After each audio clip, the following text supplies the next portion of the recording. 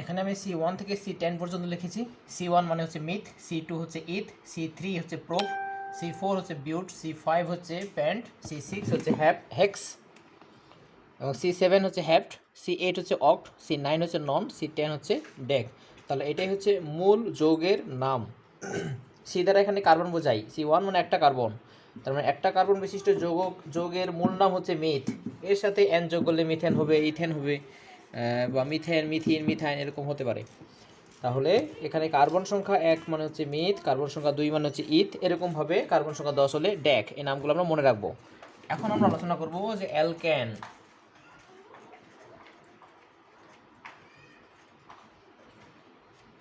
অ্যালকেনের সাধারণ সংকেত হচ্ছে CnH2n+2, অর্থাৎ এটাকে পড়বো আমরা এরকম যে ডাবল প্লাস 2। হাইড্রোজেন সংখ্যাটা হবে কার্বন সংখ্যার ডাবলের থেকে 2 বেশি।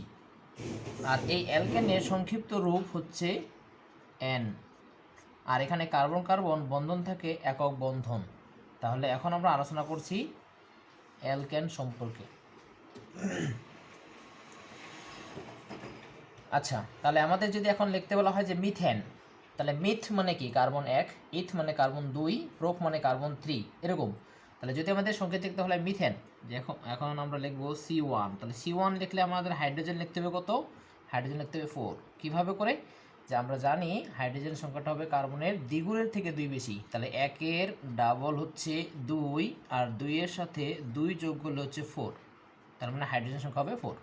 তাহলে যদি লিখি আমি C2, তাহলে এখানে লিখবো আমি H6। কীভাবে? কার্বন সংখ্যা হচ্ছে 2, তার দ্বিগুণ হচ্ছে 4, তার সাথে 2 যোগ করলে হচ্ছে 6। তো এভাবে C3, তাহলে আমাদের লিখতে হবে CH8। তো সহজ কথায় যে হাইড্রোজেন সংখ্যাটা হচ্ছে কার্বনের ডাবলের থেকে 2 বেশি। যেমন 3-এর ডাবল 6, আর 2 বেশি করতে গেলে 8 হয়। তো অনুরূপভাবে C4 মানে এখানে লিখবো 4-এর ডাবল 8, 8 আর 2 যোগ করলে হচ্ছে 10।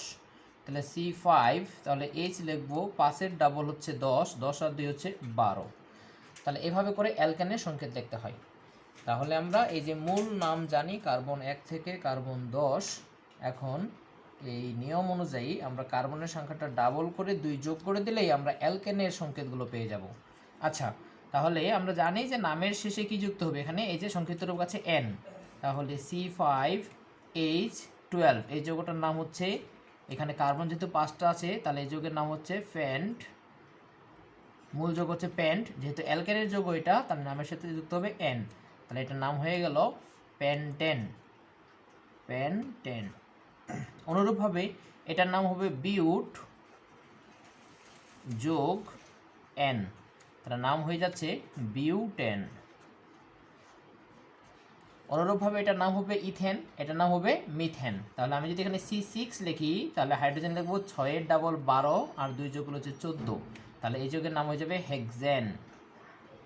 অনুরূপভাবে C7 লিখলে আমি এখানে লিখবো কত? 7-এর ডাবল 14, আর 2 যোগ হচ্ছে 16, তাহলে এটা হয়ে যাবে হেপ্টেন।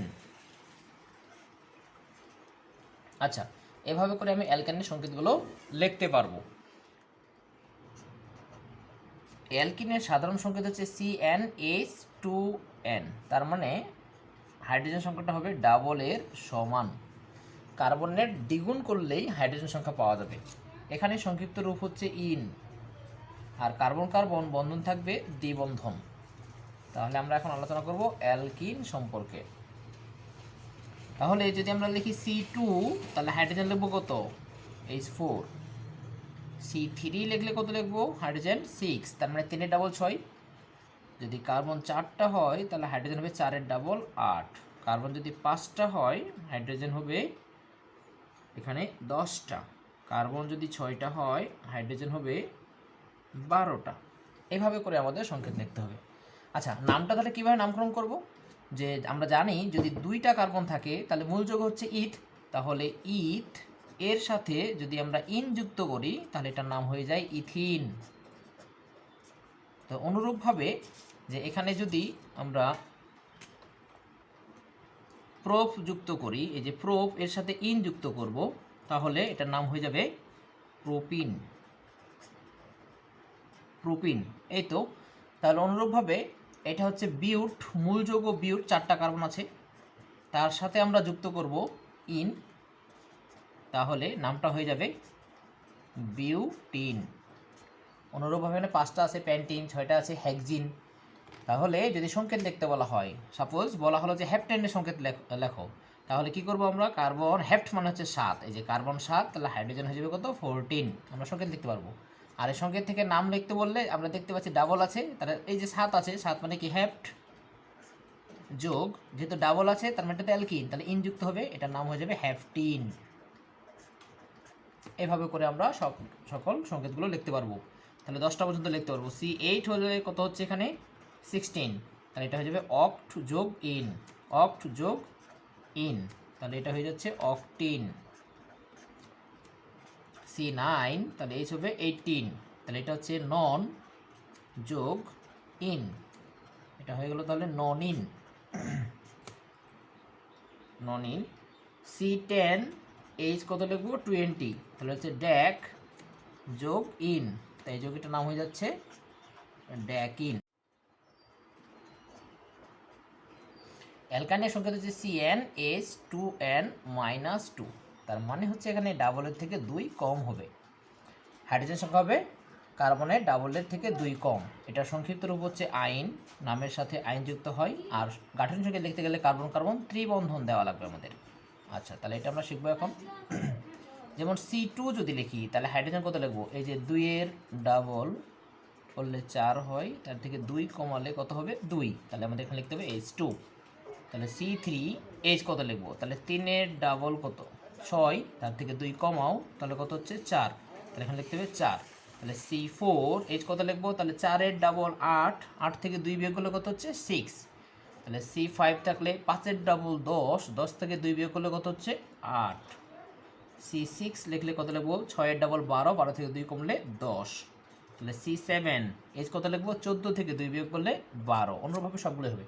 যদি নাম লিখতে যাই, এই যে 4টা কার্বন, যদি মূল যোগে 4টা কার্বন থাকে, নাম হচ্ছে বিউট।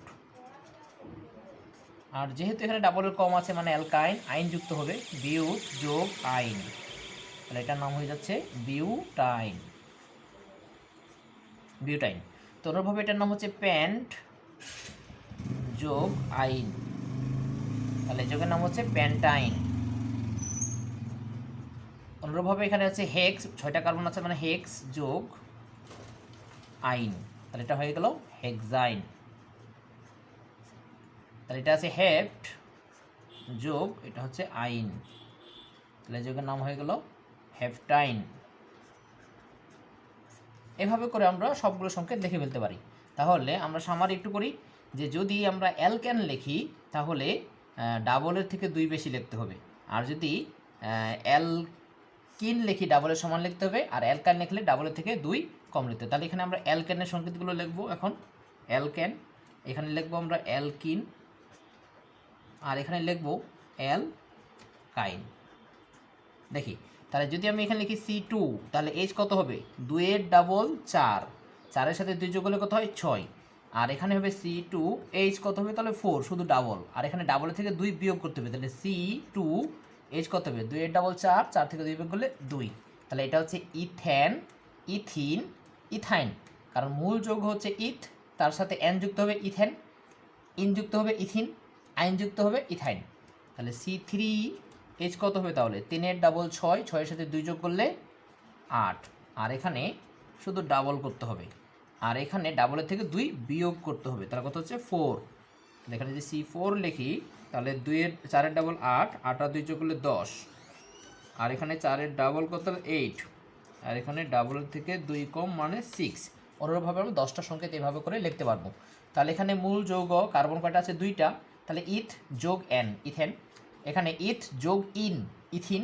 ইথ যোগ আইন, ইথাইন। এখানে 3টা কার্বন আছে, 3 কার্বন বিশিষ্ট যৌগটাকে বলা হয় প্রোপ, প্রোপ যোগ এন, প্রোপেন। প্রোপ যোগ ইন, প্রোপিন। প্রোপ যোগ আইন, প্রোপাইন। অনুরূপভাবে এটা হচ্ছে বিউটেন, বিউটিন, বিউটাইন। এরপরে যোগ হবে কি? 5 থাকলে pentane, pentene, pentyne. Hexane, hexene, hexyne. Heptane, heptene, heptyne. Octane, octene, octyne. Nonane, nonene, nonyne. Decane, decene, decyne. Okay, এরপরে আমরা আলোচনা করব গাঠনিক সংকেত নিয়ে। আজকে তাহলে এই পর্যন্তই। আল্লাহ হাফেজ।